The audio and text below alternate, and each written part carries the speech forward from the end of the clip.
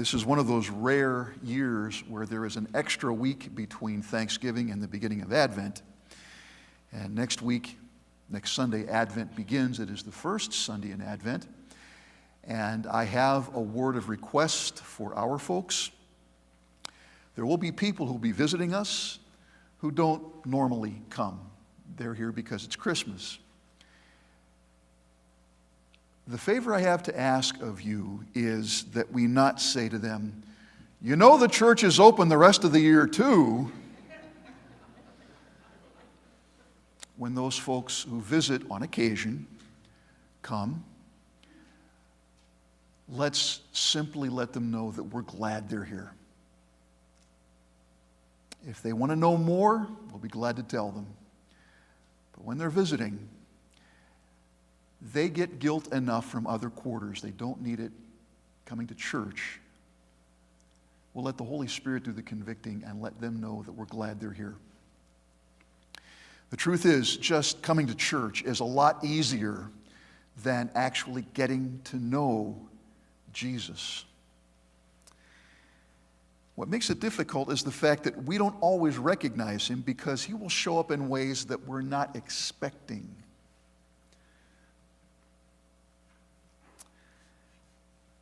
So often as the Lone Ranger and Tonto would ride into the sunset at the end of an episode, someone would invariably ask that classic question, and in the next frame, say it with me.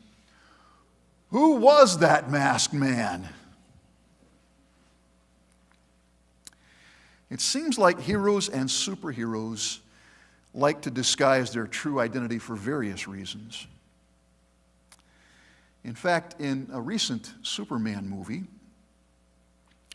people are wondering, in his battle against the bad guys, Superman winds up destroying half the city. And people get hurt, and some people even get killed. Is he really on our side?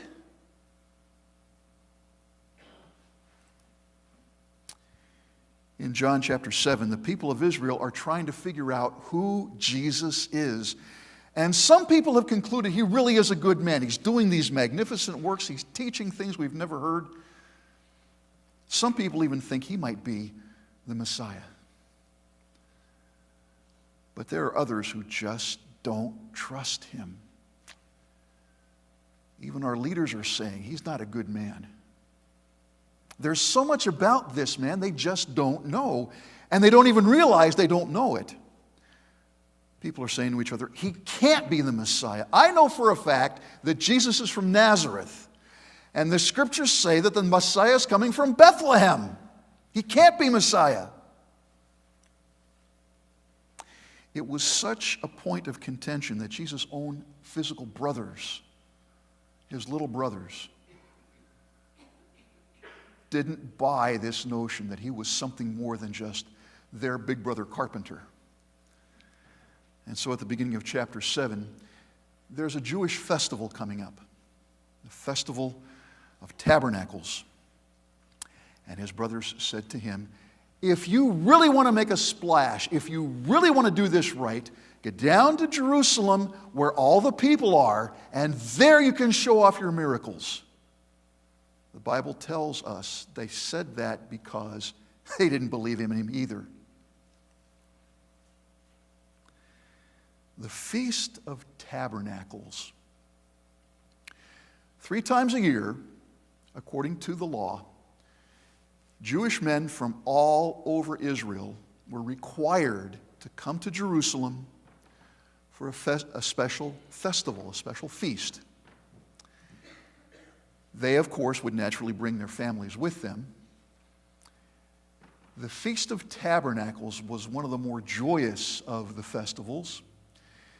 And at this time of the year, the people would bring with them branches and sticks, and they would build little shelters for themselves to remind themselves of how their ancestors had to just get by during their wandering in the desert.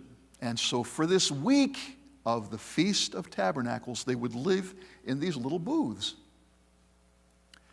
Also during the Feast of Tabernacles, the priest would take a golden pitcher designed just for this purpose, and would lead a procession to the pool of Siloam there in Jerusalem, would grab a pitcher full of water, and then lead that procession back to the altar in the temple and pour it out as a reminder of how much God provided for his people way back in those days in the desert. So they have the booths, the little structures, and this experience of connecting with their ancestors to remind them how God has provided for them. This feast would last for a total of 8 days. 7 days were pretty normal, but the last day, the 8th day, the great day of the feast, this was the day that Jesus stood up. Now keep in mind, we can't ever forget the fact that Jesus is Jewish, and people are looking at him as, he's one of us, but there's something different about this man. And so on this last day, when things are getting ready to wind up, this is the great day of the feast, the priest has poured out the water, and Jesus stands and he makes this proclamation. If anyone is thirsty, let him come to me and drink. Whoever believes in me, as Scripture has said, rivers of living water will flow from within him. And the people are all thinking to themselves one of two things. He's finally lost it. Or maybe he really is the one we were expecting.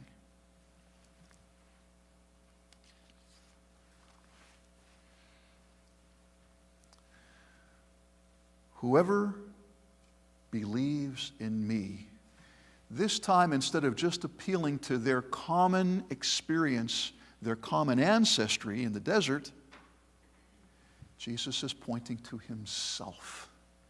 It's not the Feast of Tabernacles with the structures and the water that'll bring you what you need. It's knowing me. Because in coming to me and knowing me, you will experience this amazing satisfaction of your soul that will just pour out from you to others.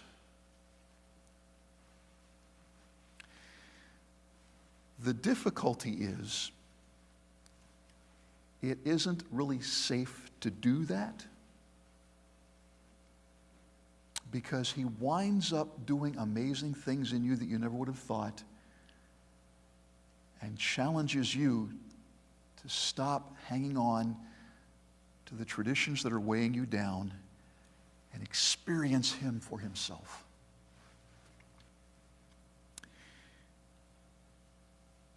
In the book The Silver Chair by C.S. Lewis, anybody here read the Narnia Chronicles or seen the movies? Amazing, amazing. I have to admit my bias. C.S. Lewis is one of my favorite writers. But in this story called The Silver Chair, he draws an analogy with the story of a young girl named Jill. She's in the land of Narnia, and she's desperately thirsty. All at once, she sees this magnificent stream. It looks so good, and she is so thirsty.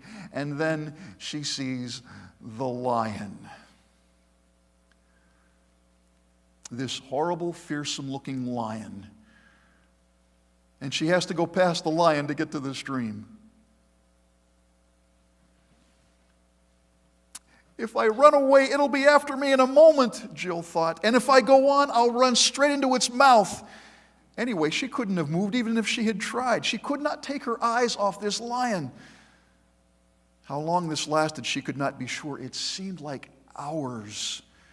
And the thirst became so bad that she almost felt she would not mind being eaten by the lion if only she could be sure of getting a mouthful of water first.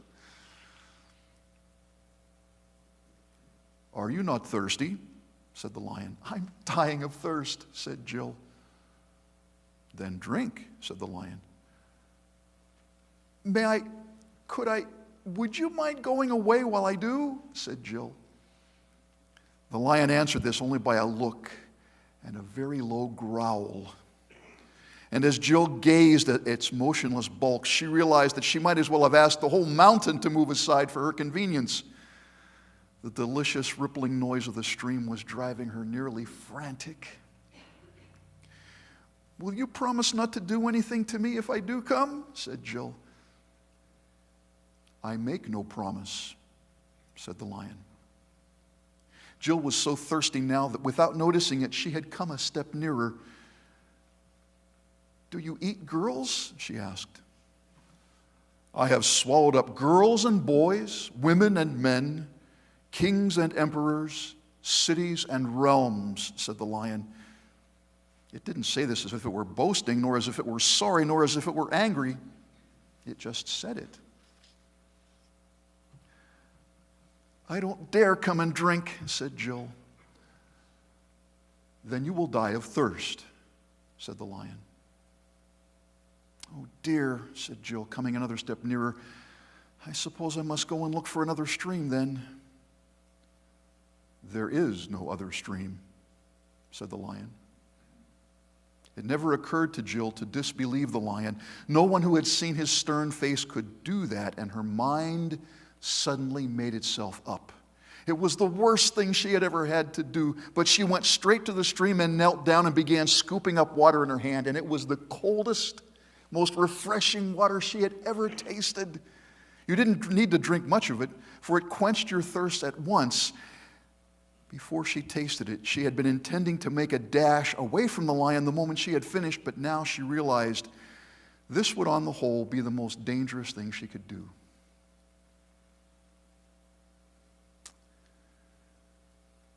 Coming to Jesus to drink is coming into the presence of the King of the universe.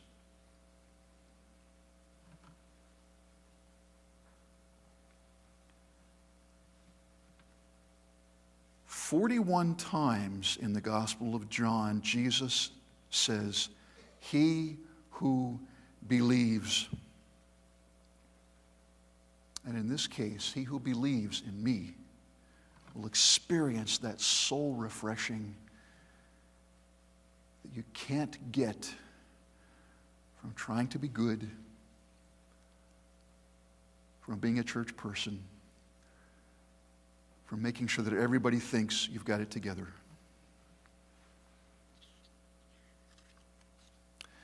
Some of you may be familiar with the name Andrew Garfield. He played Spider-Man in one of the recent iterations of that series. Another masked character that people were sometimes unsure about. Andrew Garfield also played a priest in the movie Silence. And after the movie, he talked to an interviewer about his experience and about his religious views. He said, "Films were really my church. That's where I felt soothed. That's where I felt most myself," he said. But in preparing for this movie, he began practicing something called the spiritual exercises of Ignatius.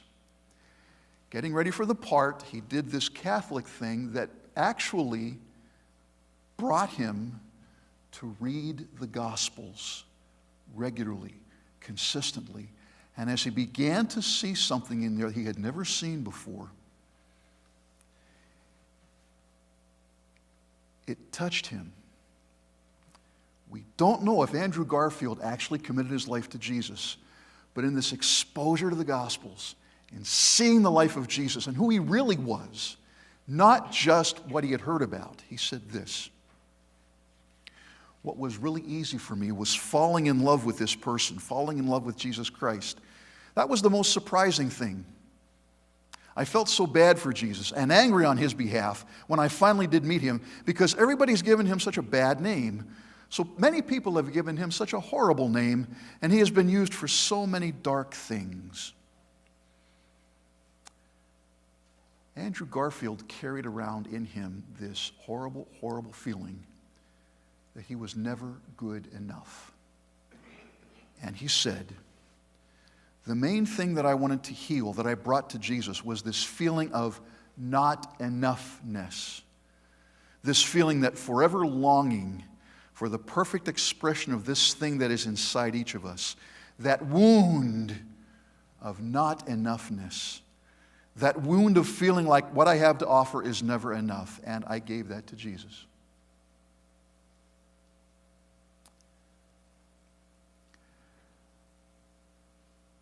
Sometimes when the Lion of Judah is standing at the stream and you're desperately thirsty, he doesn't look like the Jesus that you're used to. Circumstances in your life will not be what you expected, not what you had hoped for. And you wonder where in the world God is in the middle of all this. At that point, God doesn't seem to be doing things the way he used to or the way you thought he should. And then the question comes to you: does God deserve your trust no matter how things seem right now? The empowering, thirst-quenching presence of God's Spirit is available to every person who trusts in Jesus. The opportunity given to you is to ask him to show himself to you without expecting that he'll do it the way you want him to, and then be open to discovering in unexpected places and situations that he will fill your soul with himself. If you trust him even in this unexpected. Pray with me.